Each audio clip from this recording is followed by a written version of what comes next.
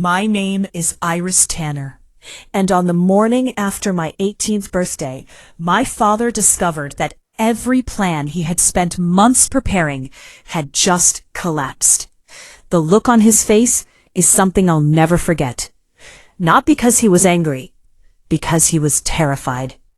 Less than 12 hours earlier, he had stood in our living room, raising a glass in my honor, smiling for relatives and family friends, while talking about our bright future.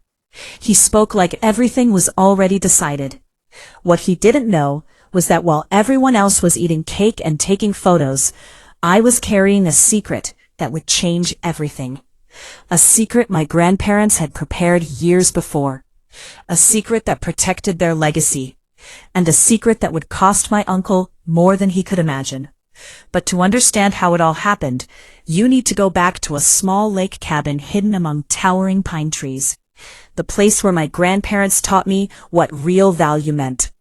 I was 12 years old when my grandfather first took me there alone.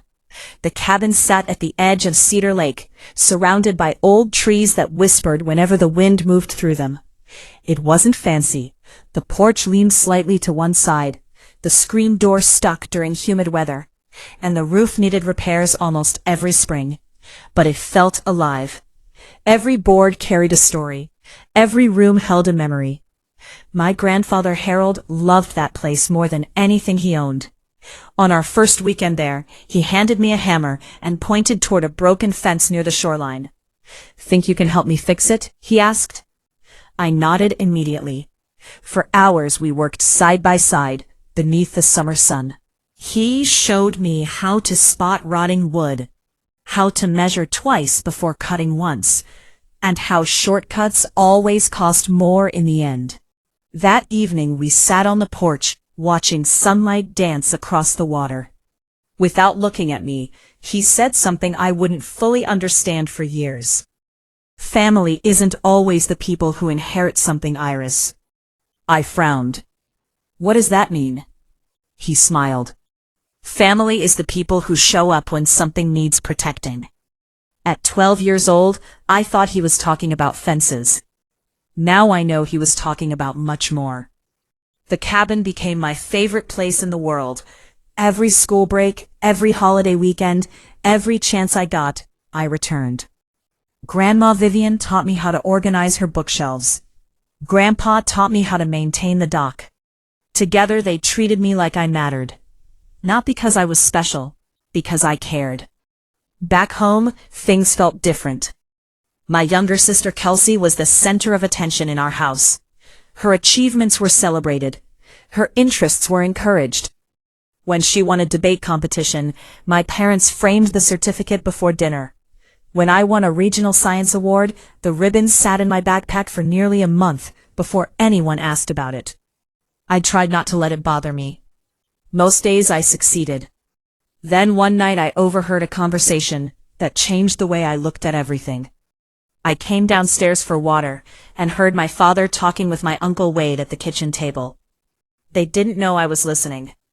"The lake property is worth a fortune now," Wade said. "We should sell before prices drop." Dad nodded. "It's just sitting there.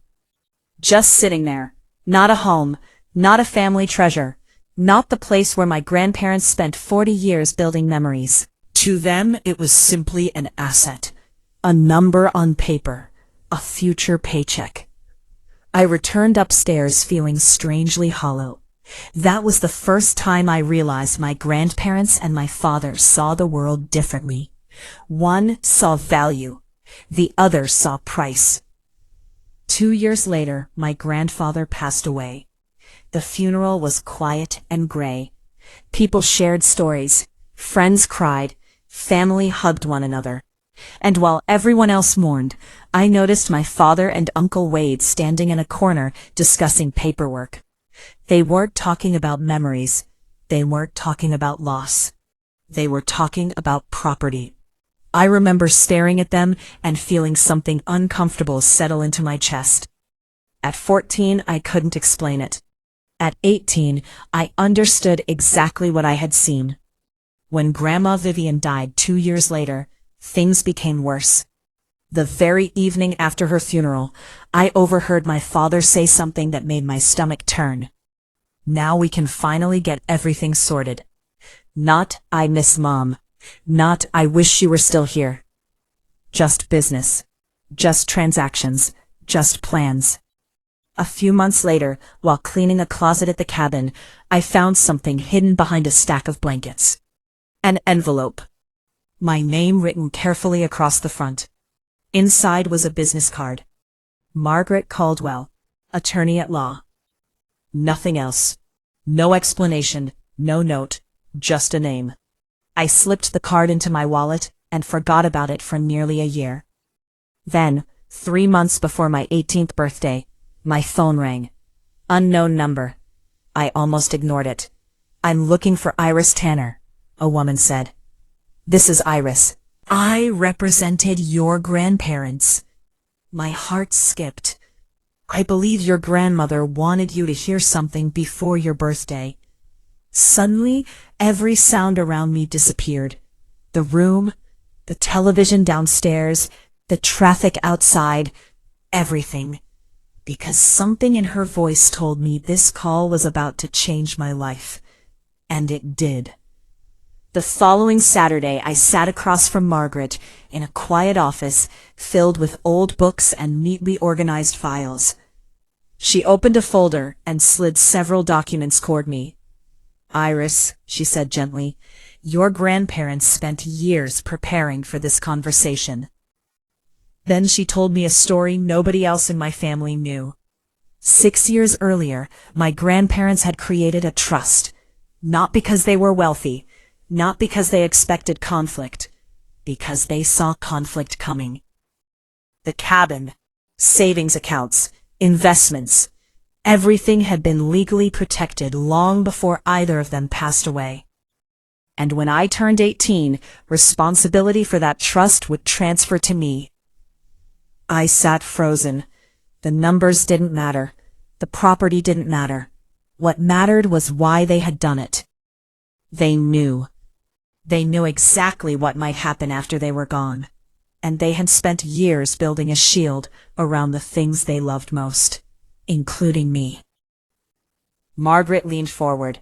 Your grandfather left very specific instructions. I swallowed. What were they? She smiled sadly. Make sure Iris gets a fair chance before anyone starts making decisions for her. For a moment I couldn't speak, because suddenly every lesson at the cabin made sense. Every conversation, every weekend spent fixing broken boards, every story Grandpa told while we worked. None of it had been random. He wasn't teaching me how to maintain a property. He was teaching me how to protect something worth keeping. And as my 18th birthday approached, I began noticing something troubling. My father and Uncle Wade were becoming increasingly interested in the cabin. Phone calls, meetings, documents, whispered conversations that stopped whenever I entered the room. They thought they were preparing for a sale. What they didn't realize was that my grandparents had prepared something much stronger. And in a matter of weeks, everyone would discover exactly how far ahead they had planned.